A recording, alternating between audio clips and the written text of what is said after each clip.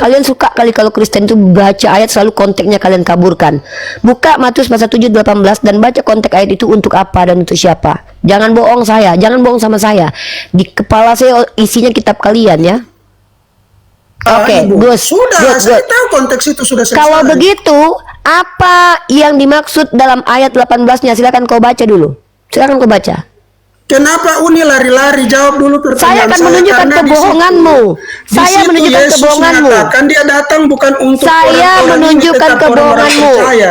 Dengarkan narasi saya. Diam dulu Ampi ya. Kau jangan dustai saya tentang Bible. Di kepala saya isi Bible kalian. Oh, dia udah mulai kesurupan. Sudah mulai kesurupan pneumagios ini. Gantian lah. Gantian lagi. Kau tadi saya diam ya. Dengarkan baik-baik. Konteks ayat Matius pasal 7:18 menyatakan tidak mungkin ya, tidak mungkin pohon buruk berbuah baik.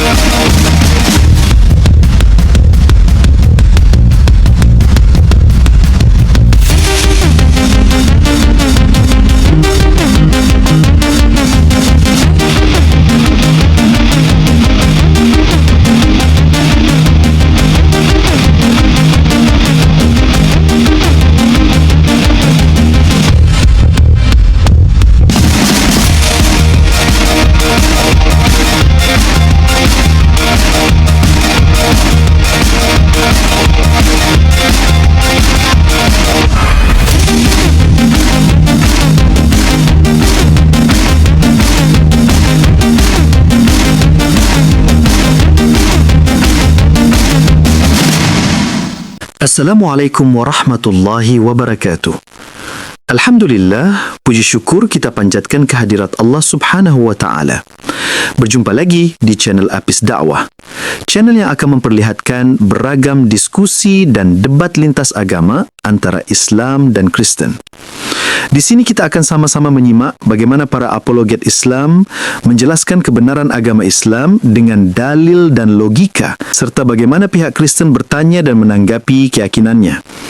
Lewat diskusi dan perdebatan ini, kita tidak hanya menyaksikan adu argumen, tetapi juga belajar memahami perbedaan cara pandang tentang Tuhan, wahyu, dan keselamatan. Nah, dari ini mari kita simak saja videonya sekarang. Mbak, dia adalah anak manusia. 8 manusia, anak manusia. Kalian katakan dia adalah anak domba Tuhan. Jadi kalau kita bicara tentang cinta kepada Yesus, Pak, jangan Bapak, kalau andailah dada saya ini dibelah, Pak, mungkin Bapak akan melihat bagaimana nama Yesus itu lebih banyak saya ucapkan daripada nama anak saya sendiri. Jadi kalau kita bicara tentang cinta kepada Yesus, jangan Pak, Bapak tak mampu mengalahkan cinta saya. Bahkan Bapak nggak tahu kalau saya udah punya lagu Pak tentang Yesus, Pak. Aku percaya Yesus hadir ke dunia. Nah, itu Pak panjang, nggak usah didengarkan lagunya, mahal soalnya ya. Itu potongannya aja, nanti Bapak lihat aja di YouTube saya. Artinya gini Pak, kami ini bukan hanya sekedar bicara Pak, tapi kami ini ketika kami katakan kami mencintai Yesus, kami tunjukkan buktinya. Apa bukti konkret kecintaan saya terhadap Yesus? Saya suruh seluruh orang Kristen berhenti mengatakan dia terkutuk. Hentikan itu. Masa sanggup hati saya, Pak? Masa dia dikatakan terkutuk? Jangan. Seganteng itu, sebaik itu. Hentikan, Pak. Berhentilah mengatakan Sayyidina Yeshua Amasya itu terkutuk. Dia wajihan fi dunya wal akhirah. Bapak katakan Bapak cinta, tapi ketika dia dibully Hansip Romawi, tiap tahun Bapak tepuk tangan. Astagfirullahaladzim. Saya gak habis pikir dengan Bapak. Bapak bilang Bapak menghargai kami sebagai wanita. Tapi ketika Yesus dibully, Bapak menikmati pemulihan itu. Hentikan Pak, jangan bicara cinta depan saya Pak. Cinta saya untuk Yesus 1000% tak tergoda Pak dengan Bapak.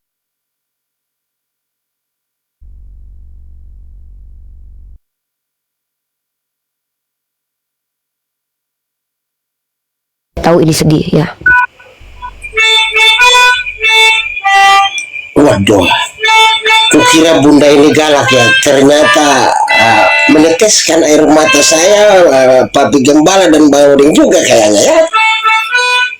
Nah, jadi bunda makasih banyak, tapi untuk apa ya, untuk bunda tahu, untuk mengatakan Yesus terkutuk, saya pikir bunda salah sasaran jika diarahkan kepada saya. Bunda salah sasaran karena Maksudnya jujur Bapak saja tidak percaya Yesus terkutuk? Alhamdulillah.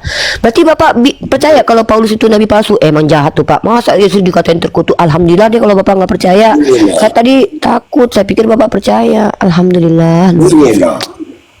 gini loh, disuruh membuktikan kesalahannya saja itu tidak ada Yahudi yang tidak mampu membuktikan kesalahannya.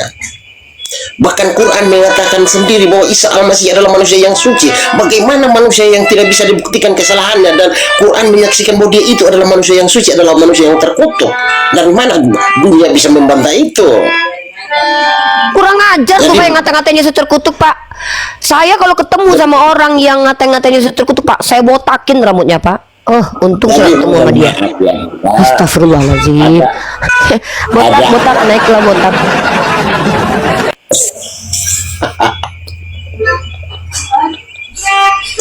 Papi Gembala kok bersedih sih? Senyumlah Papi Gembala. Tapi Bang Loding bersama Papi Gembala, emang Paulus nggak tahu kalau yang ngata-ngatain Yesus terkutuk itu Paulus? Emang mereka nggak tahu? Sudah sih di Galatia itu. Nggak tahu.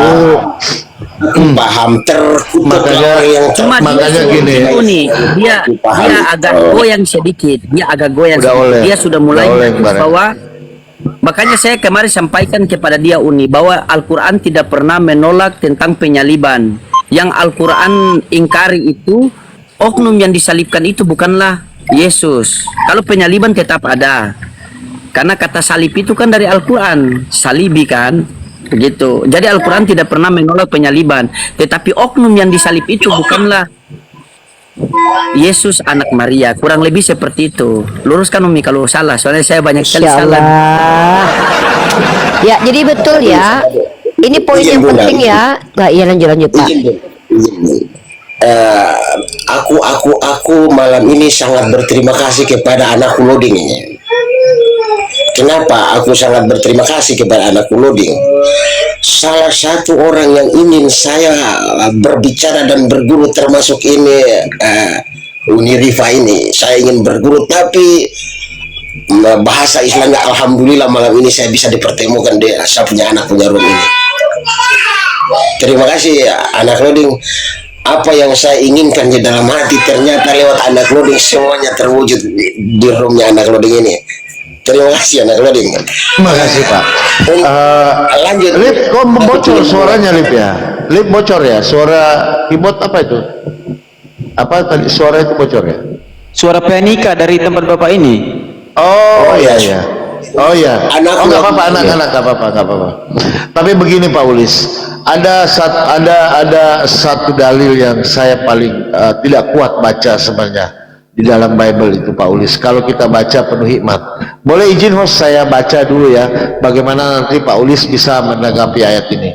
Itu doa beliau waktu di Taman Getsemani Pak. Ini kalau saya baca Pak, terkadang saya nggak kuat, bener nggak sih barang ini gitu loh. Nah contoh seperti ini Pak ya, saya baca untuk edukasi teman-teman ya, di Matius 26:36 ya, Matius 26:36 begini bunyinya Pak.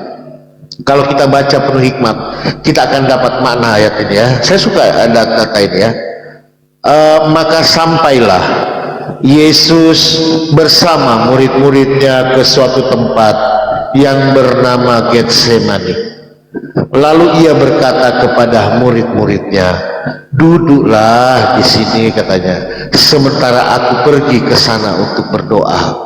Ini kalau kita baca ini ayat ini satu Pak, ini sudah mulai ada gimana gitu ya. Nah coba kita lihat ayat selanjutnya Pak. Dan ia membawa Petrus dan kedua anak Zebedeus sertanya, maka mulailah ia merasa sedih dan gentar. Bayangkan Pak, kemanusiaannya ini merasa sedih dan gentar. Lalu Katanya kepada mereka, hatiku sangat sedih, seperti mau mati rasanya. Tinggallah di sini berjaga-jaga dengan aku. Bayangkan Pak, kalau saya ada di dekat beliau ini, saya akan bagaimana perasaan? Karena ini peristiwa yang akan terjadi Pak. Saya menempatkan diri saya itu di samping Yesus itu Pak. Bagaimana kira-kira perasaan beliau kan? Di sini yang paling enak di sini Pak. Maka ia maju sedikit lalu sujud dan berdoa kepada bapaknya. Ya Bapakku, jikalau sekiranya mungkin, biarlah cawan ini lalu daripadaku, tetapi janganlah seperti yang ku kehendaki, melainkan kehendak-Mu lah yang jadi. Bukan main itu doanya ini Pak. Dia nggak mau sebenarnya Pak. Lalu bagaimana teman-teman Kristen mengatakan ini adalah kehendaknya, ini adalah kehendaknya. Tapi kalau kita lihat doanya ini Pak, Masya Allah ya. Nah yang uniknya lagi Pak, ini 3 kali loh Pak dia berkata begitu. Setelah itu ia kembali kepada muridnya dan mendapati mereka sedang tidur. Dan ia berkata kepada Petrus, tidakkah kamu sanggup berjaga-jaga 1 jam dengan aku? Nah ini kan agak di sini agak lain Pak. Coba kalau memang keadaan ini genting, kenapa murid-murid tidur? Coba. Berarti bagi saya, kalau saya menganalisa ayat ini, tidak ada apa-apa karena murid biasa aja kok. Coba Pak, coba berjaga-jagalah dan berdoalah supaya kamu jangan jatuh ke dalam percobaan. Roh memang penurut, tetapi daging lemah. Nah, lalu ia pergi untuk berdoa kedua kalinya Pak. 2 kali. Kedua kalinya apa sama doanya.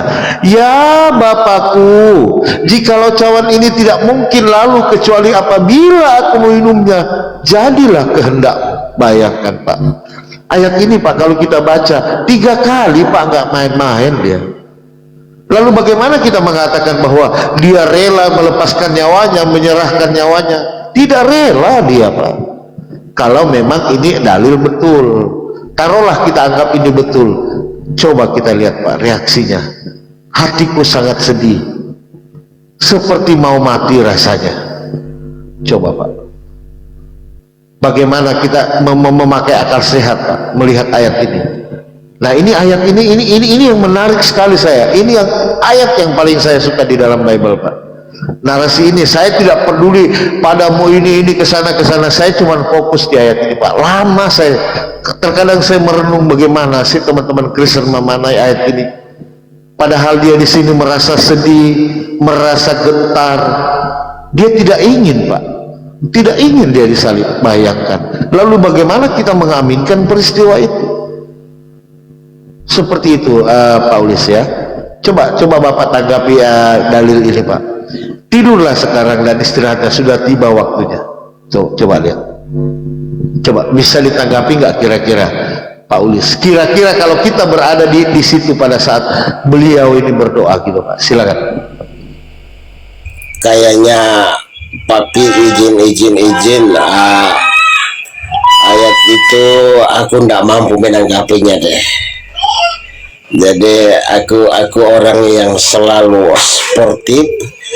Kalau memang ayat-ayat yang saya rasa kritis, yang saya apabila saya menjawab ada kata-kata yang salah, yang bisa menimbulkan perdebatan menjadi diskusi itu berujuk kepada perdebatan, aku selalu angkat tangan, nggak mau aku.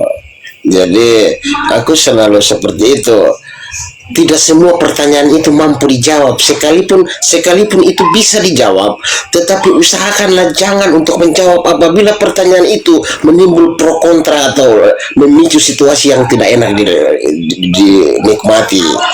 Jadi mohon izin apabila pertanyaan ini saya jawab akan terjadi miskomunikasi pro kontra antara saya dengan Papi Gembala sendiri. Nah, itu seperti itu. Dan jujur saja aku tidak sanggup untuk menjawab menanggapi hal itu. Aku tidak mampu menanggapi itu seperti itu. Kadang-kadang juga aku bertanya begini Papi. Aku bertanya begini, di dalam Yohanes 14 ayat 10 dikatakan begini. Yohanes 14 ayat 10 dikatakan begini. Sebab apa yang kukatakan kepadamu tidak kukatakan dari diriku sendiri. Karena Bapa yang diam di dalam aku, dialah yang melakukan pekerjaannya. Apabila saya kaitkan dengan ayat ini, berarti Bapa berdoa untuk Bapa. Karena apabila saya kaitkan ini dengan ayat ini loh Bang, ya kan, ayat 10 Yohanes 14 ayat 10 ini dikatakan begini, apa yang kukatakan kepadamu tidak kukatakan dari diriku sendiri, tetapi Bapa yang diam di dalam aku, dialah yang melakukan pekerjaannya. Pertanyaan saya, pada waktu Yesus berdoa di Taman Getsemani, berarti Bapa berbicara untuk Bapa? Betul. Ini sedikit gimana ya? Sedikit kontra di akal sehat kita, betul. Sedikit kontra di akal saya, makanya saya bilang aku tidak mau menjawab pertanyaan menanggapi hal-hal seperti itu. Seperti itu Pak Bi, izin. Gak apa-apa. Jadi kalau kita bawa ke Yohanes 14:10 itu sama dengan Yohanes 12, ya kan? Sama itu Pak.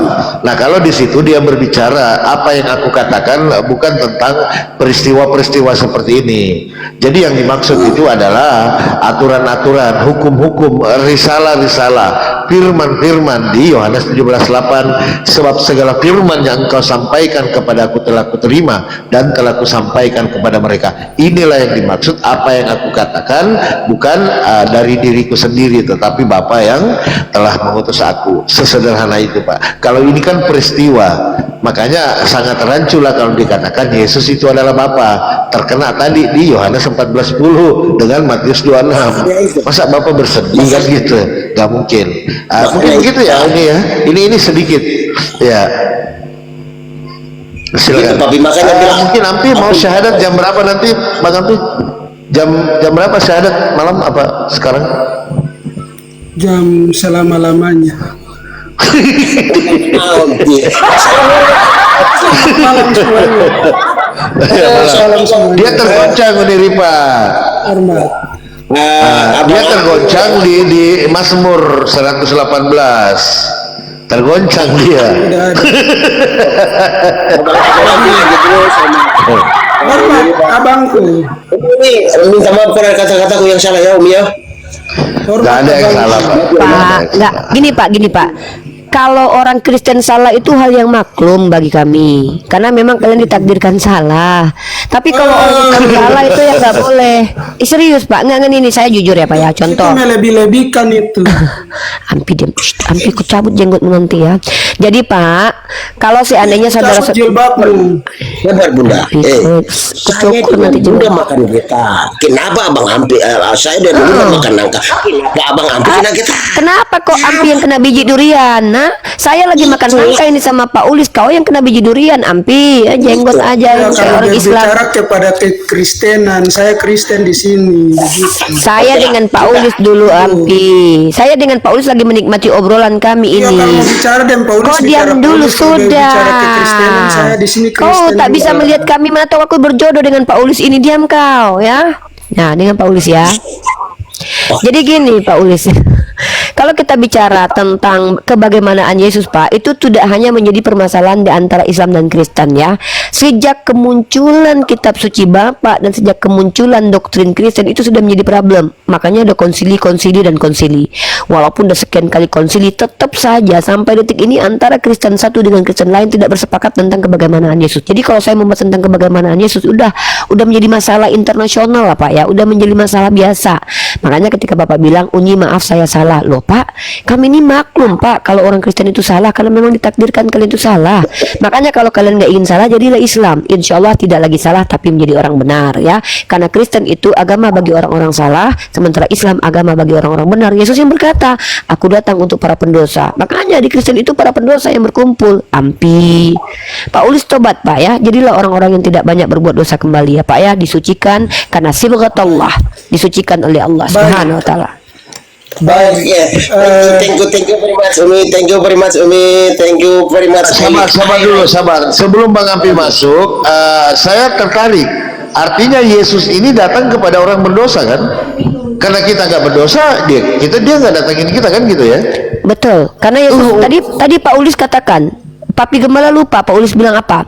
Yesus menyembunyikan sesuatu dari orang-orang pintar dan bijaksana. Artinya Paulus sedang mengatakan Yesus tidak menginginkan orang pintar bijaksana kayak saya ini bertobat untuk mengikuti Yesus.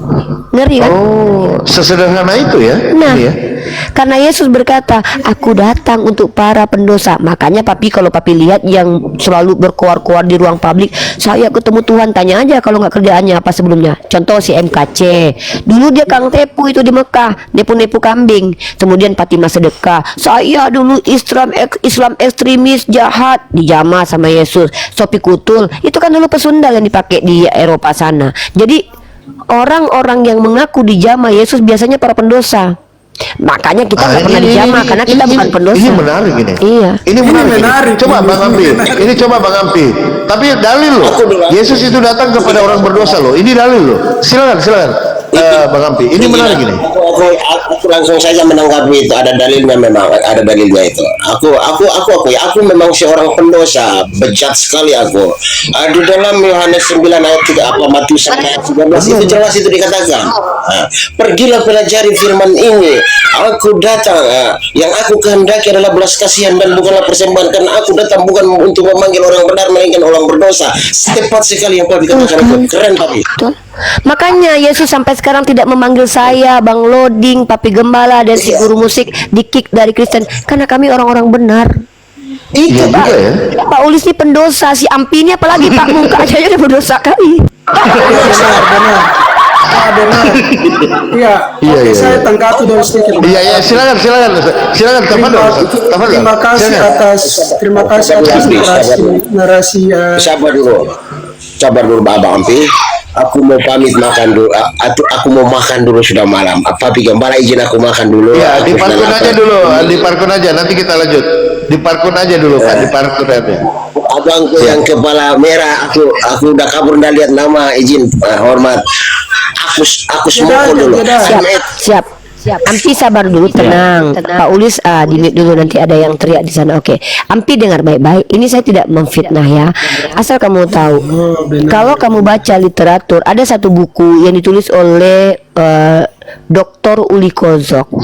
Dr. Uli Kozok ini adalah profesor sejarah kelahiran Jerman. Kalau tidak salah dia kelahiran Jerman ya. Makanya dia menerjemahkan teks-teks yang dikirimkan oleh para penginjil-penginjil Jerman dari Tanah Bata atau Selindung yang melaporkan peristiwa penginjilan di Tanah Bata, dan dia yang menerjemahkan teks itu untuk dijelaskan apa yang terjadi di Tanah Batak atau Selindung dan Toba. Nah, dalam buku itu Dr. Uli Kozok bilang begini, bahwa Kristen Protestan ini yang organisasinya bernama RMG, Rheinische Mission Gesellschaft, ini adalah lembaga misionaris yang dimana diantaranya itu ada para petinggi-petingginya atau orang-orang yang berada di dalamnya itu ada dua nama. Satu namanya Van Rohden, yang satu lagi namanya adalah Fabri. Dan kamu tahu nggak ideologi apa yang dibawa kedua tokoh penginjil Jerman ini? Bahwa menurut mereka Bible mengajarkan bahwa Kristen itu memang untuk orang-orang berdosa. Satu itu. Dan yang kedua, ciri-ciri orang berdosa itu menurut Van Rohden dan Fabri, ciri-ciri orang yang banyak dosa dan busuk dan rusak adalah mirip Ampi, karena kulitnya hitam, kata dia.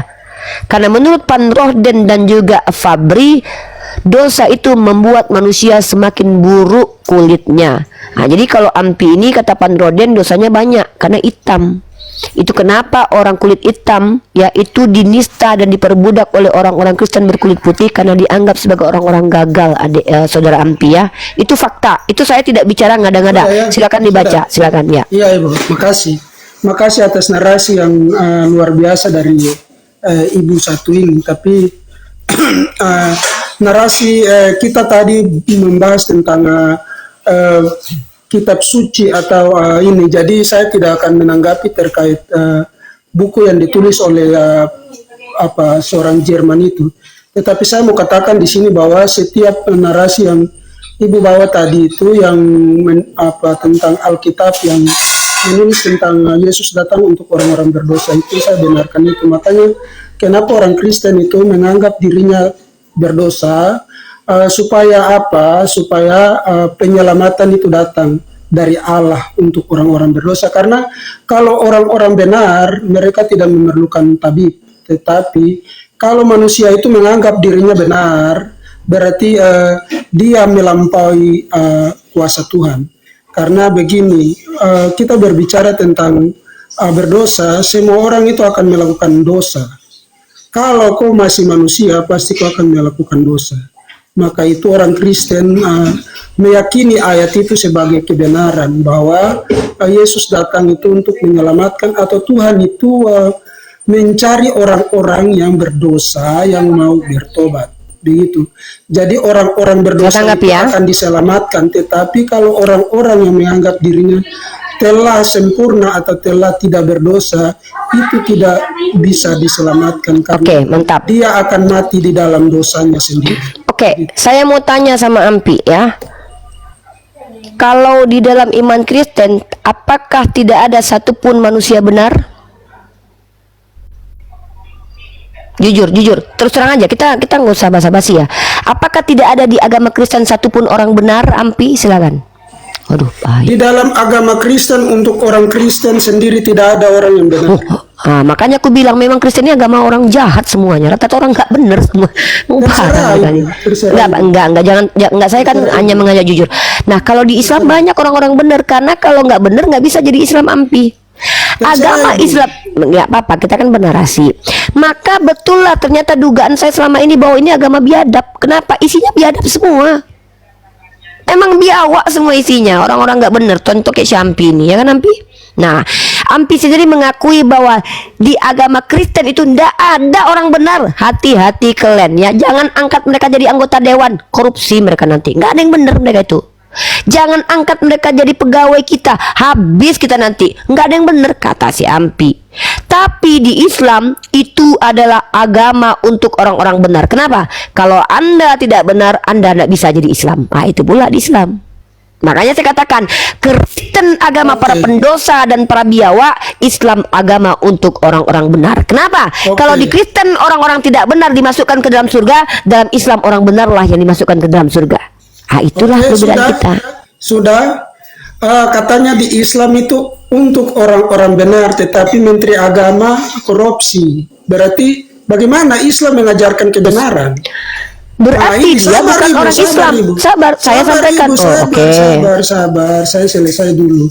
Kenapa orang Kristen mengatakan dirinya berdosa atau melakukan dosa? Karena kita masih manusia, kita tidak luput dari kesalahan dan dosa. Makanya orang Kristen mengakui bahwa mereka tetap berbuat dosa. Makanya mereka perlu penyelamatan atau yang berasal dari sang sumber atau sang Yahweh itu untuk menyelamatkan manusia-manusia yang seringkali berbuat dosa. Sabar dulu ini. Nah kalau Anda mengatakan bahwa setiap orang Islam itu tidak berdosa, Anda telah menipu dirimu sendiri, karena hari ini Anda juga melakukan dosa. Sudah cukup. Kita jangan bahas pribadi-pribadi. Gini, berarti kamu mengakui bahwa Yesus tahu semua manusia telah berdosa, betul?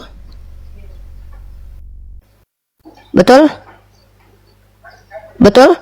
Berarti kamu mengakui bahwa Yesus mengetahui semua manusia telah berdosa, betul nggak? Mari kita lihat teman-teman. Nggak jawab aja dulu, benar ya? Nah, pertanyaan saya, kalau memang Tuhanmu itu Maha Pengasih dan tahu semua manusia telah berdosa, kenapa dia pilih-pilih menyelamatkan? Kenapa dia mengatakan banyak yang terpanggil, sedikit yang dipilih? Inilah bukti dia tuh setengah-setengah menyelamatkan orang. Makanya saya bilang sebenarnya Kristen ini agama yang menyelamatkan para pendosa. Karena agama ini agama terbaik untuk para pendosa dan pembuat kejahatan. Para penjajah bagus jadi Kristen. Karena kalau mereka mau menjajah, kasih ayat, jangan melawan apabila barangmu diambil. Bagus, mereka sukses. Para pemerintah korup memakai kitab Roma dengan mengatakan semua manusia harus tunduk patuh kepada pemerintah karena pemerintahan dari Allah. Bagus, mereka dapat keuntungan. Kenapa? Karena mereka akan membuat koloni dan memaksa orang lain untuk ikut mereka. Makanya saya katakan agama Kristen agama terbaik bagi para penjajah. Karena di ayat-ayat di dalam Bible lah yang bisa membuat para penjajah sukses sebagai penjajah hebat. Ya, saya akui Ampi, agama Kristen ini agama para penjahat. Dan Ampi sudah akui ya, tidak ada orang benar di dalam agama Kristen, betul ya? Nah, tetapi Ampi, di Islam itu bukanlah agama orang yang merasa benar, tapi agama orang benar. Makanya ketika kamu tanya bagaimana dengan menteri agama, dia termasuk kategori bukan Islam tapi munafik. Kenapa pilih-pilih begitu? Dia Saya kan dari lagi Islam, jelas, Bu. dia mengaku Islam. Dia Dengarkan kan dari baik-baik. Islam, Bu. Ya kalau Dia saya mengajar dipotong, tentang kalau saya Islam. dipotong bicara, kenapa nggak bisa lah saya? Ya kalau saya dipotong saya nggak bisa menyampaikan lah. Mengaku Islam belum tentu Islam, Ampi. Karena di dalam Islam apabila ada orang mengaku Islam tapi tidak menjalankan Islam, maka dia lebih buruk daripada kaum kafir. Apa gelarnya diberikan oleh Allah? Munafik. Maka di manakah dia? Dialah orang pertama yang akan dicampakkan ke dalam neraka sakar, neraka yang neraka lain takut kepadanya saking mengerikannya neraka itu. Dialah orang pertama yang dicampakkan ke dalam neraka karena dia lebih buruk daripada orang kafir.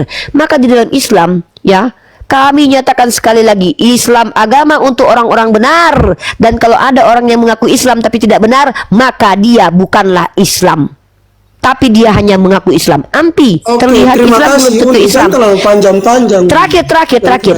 Jadi teman-teman, kebohongan yang dibawakan para pendeta selama ini mengatakan Yesus itu maha pengasih dan adil. Kenapa? Karena Yesus sudah tahu semua orang berdosa, tapi dia hanya pilih-pilih menyelamatkan. Salah satu penjahat-penjahat yang Sudah. diselamatkan adalah diantaranya pesundal. Saya nggak tahu kenapa kok pesundal suka kali Yesus ya. Sudah ya, Kenapa? sudah. Kenapa cuma pesundal gitu loh? Kenapa bukan Ya, saya koruptor? jawab, saya Gitu jawab. ya, silakan. Saya jawab, oke. Jadi narasi Uni bahwa Yesus sudah mengetahui bahwa semua orang berdosa, namun kenapa Yesus memilih untuk menyelamatkan orang lain, orang-orang sebagian saja. Di sini Uni salah. Karena Yesus datang itu bukan untuk menyelamatkan kekristenan saja atau Kristen, tetapi dia mengundang orang-orang yang percaya kepada dia supaya dia menyelamatkan orang-orang itu. Jadi itu bukan Yesus datang untuk menyelamatkan orang Kristen saja. Makanya saya baca ayatnya 1 Yohanes 3 ayat 16. Karena begitu besar kasih Allah akan dunia ini, bukan untuk orang Kristen, dunia ini, sehingga ia telah mengaruniakan anaknya yang tunggal supaya setiap orang yang percaya, jadi orang-orang yang mau percaya kepadanya dia menyelamatkan. Setiap orang yang percaya kepadanya tidak binasa melainkan beroleh hidup yang kekal. Jadi di sini Uni punya narasi itu tidak sesuai karena Yesus datang itu bukan untuk mau menyelamatkan orang-orang Kristen saja, tetapi dia mau menyelamatkan orang-orang yang percaya kepadanya, percaya tentang ajarannya, percaya tentang semua yang dia lakukan. Begitu nih, jadi salah itu. Oke, jadi Ampi percaya sama Yesus? Sekarang Uni berbicara tentang kenapa kalau Pak Menteri korupsi terus Uni bilang berarti dia bukan Islam. Oh, Sedangkan bukan. Dia bukan orang dia benar. lahir dan dia belajar Dia juga mengaku tentang Islam. Islam. Dia belajar mengaku tentang Islam. Tapi dia Bagaimana tidak Islam Islam. mengajarkan itu Karena kepadanya? Islam artinya tunduk dan Sehingga- patuh. Kalau sehingga Islam itu artinya tunduk dan sehingga patuh. dia dipahami Islam oleh dia, itu artinya segala tunduk dan sesuatu patuh. itu berasal daripada Gantian ajaran Ampi, itu, gantian Ampi, begitu. gantian ya. Makanya Yesus bilang saya waspadalah gantian. kepada nabi-nabi palsu yang datang untuk mengajarkan sesuatu. Iya, saya Tetapi gantian, dari gantian. duanya lah kamu akan mengetahui siapa dia. Itu buah dari Islam itu orang korupsi. Begitu. Oke, saya mau tanya sama kamu. Konteks pernyataan Yesus dari buahnya lah kamu lihat perbuatannya, tidak mungkin pohon buruk berbuah baik. Itu konteks ayat tentang apa? Coba buka Matius pasal 7:18, kita bahas ini. Silakan. Jangan main-main ayat dengan saya, Ampi ya. Kalian suka kali kalau Kristen itu baca ayat selalu konteksnya kalian kaburkan. Buka Matius pasal 7:18 dan baca konteks ayat itu untuk apa dan untuk siapa. Jangan bohong saya, jangan bohong sama saya. Di kepala saya isinya kitab kalian ya. Oke, Ibu. Gus. Sudah, Gus, saya Gus. tahu konteks itu sudah selesai. Kalau begitu, apa yang dimaksud dalam ayat 18-nya? Silakan kau baca dulu. Silakan kau baca. Kenapa Uni lari-lari? Jawab dulu Saya pertanyaan akan menunjukkan karena di kebohonganmu. situ- Saya di situ menunjukkan Yesus kebohonganmu. mengatakan dia datang bukan untuk Saya orang-orang ini, menunjukkan tetapi orang-orang kebohonganmu. percaya. Dengarkan Orang-orang narasi saya. percaya. Diam dulu Ampi ya. Kau jangan dustai saya tentang Bible. Di kepala saya isi Bible kalian. Oh, udah mulai kesurupan, sudah mulai kesurupan pneuma gios ini. Gantian lah, gantian lagi. Kau tadi saya diam ya. Dengarkan baik-baik. Konteks ayat Matius pasal 7:18 menyatakan tidak mungkin ya, tidak mungkin pohon buruk berbuah baik. Itu konteksnya untuk mengatakan pengajar dan nabi palsu. Sekarang kutanya sama kau, ketika Yesus berkata tidak mungkin pohon buruk berbuah baik, pada waktu Yesus bicara begitu, Paulus pohon buruk atau pohon baik? Jawab.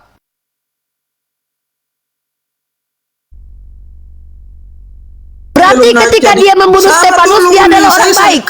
Makanya aku bilang Kristen ini agama biadab karena mengatakan Paulus pembunuh Stefanus adalah pohon baik. Kamu bertanya ke Pada saat kau berdusta, pada saat Paulus dikatakan Yesus, diam ya. Dengar teman-teman, dia berbohong kepada kalian semuanya, wahai saudaraku. Di dalam Islam untuk berbohong. Mulai turun kau dulu ya. Inilah penipu yang nyata. Ketika Yesus berkata tidak mungkin pohon buruk berbuah baik, pada saat itu Paulus adalah ular beludak Parisi munafik, karena pada waktu itu dia menyesah murid Yesus. Tapi apa kata si Ampi? Pada saat Pak Yesus berkata tidak mungkin pohon buruk berbuah baik, waktu itu Paulus pohon baik. Berarti menurut kau membunuh adalah kebaikan. Makanya aku bilang Kristen agama para pendosa, karena di Kristen lah orang-orang berdosa itu dikatakan baik. Pesundal dikatakan baik, bahkan pesundal lebih dulu masuk kerajaan surga. Makanya aku bilang Islam ini agama untuk orang-orang benar. Karena kalau tidak benar tidak bisa kau dikatakan Islam. Karena Islam artinya tunduk dan patuh. Menteri agama korupsi, maka dia munafik. Itu, pahami itu. Sementara kalian Kristen adalah orang-orang yang membenarkan perbuatan keji. Makanya si Ampi bilang ketika Saulus menyesal murid Yesus, waktu itu Yesus berkata tidak mungkin pohon buruk berbuah baik. Apa kata Kristen? Oh, itu bukan perbuatan buruk Paulus itu perbuatan baik. Membunuh Stefanus kau bilang baik. Ampi, sadar kau sudah membenarkan bahwa Kristen agama biadab dengan mengatakan Kristen agama para pendosa. Karena di dalam Kristen dikatakan orang-orang yang berbuat biadab adalah orang baik. Bahaya ini agama ini. Ya. Jadi Ampi, kalau diskusi sama saya jangan berbohong. Saya isi kitab di kepala saya ya. Mau konteks, mau perikop, sebuku-bukunya itu ada di kepala saya. Ya, jangan berbohong. Ya. Jadi teman-teman, kalau diskusi menggunakan ayat-ayat di kitab kalian, kami pun bisa menggunakan konteks dalam kitab kalian. Konteks Matius pasal 7:18 yang dia bawakan tadi, yang dituduhkan kepada orang Islam, lihat buah perbuatannya, itu tentang nabi palsu, tentang pengajar sesat. Justru Yesus mengatakan, aduh Paulus, imut dulu Paulus ya. Stop sudah Paris. Aduh, terdengar nanti bertengkar rumah tangga ini.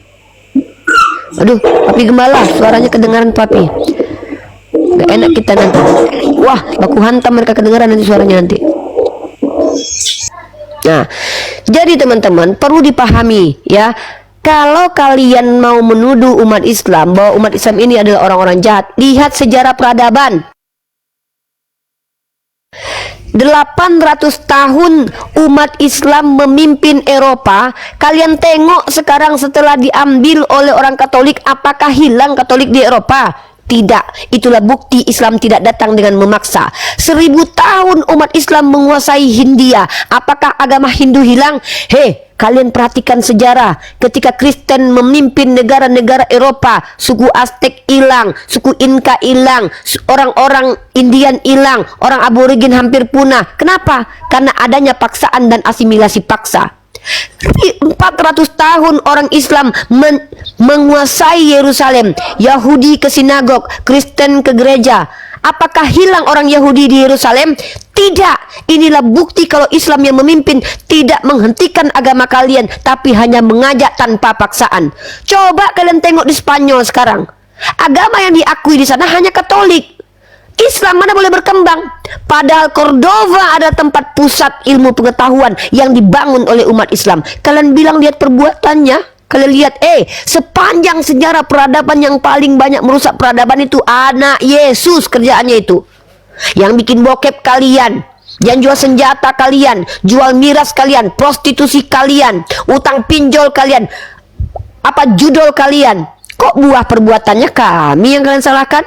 Perhatikan baik-baik bagaimana Brunei Darussalam, bagaimana Malaysia, bagaimana orang-orang non-muslim di situ tidak direndahkan dan tidak dinistakan. Datang kalian ke negara-negara mayoritas Kristen, pakai jilbab saja ini ditarik jilbab ini. Jangan kalian ajarkan kami toleransi.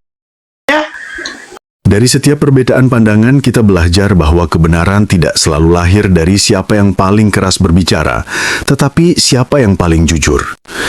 Semoga diskusi ini mengajarkan kita untuk tidak mudah menilai, tetapi berani memahami.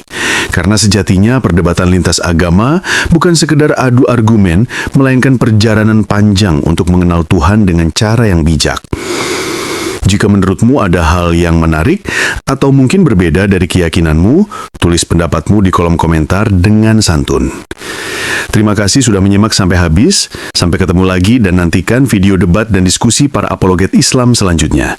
Assalamualaikum warahmatullahi wabarakatuh.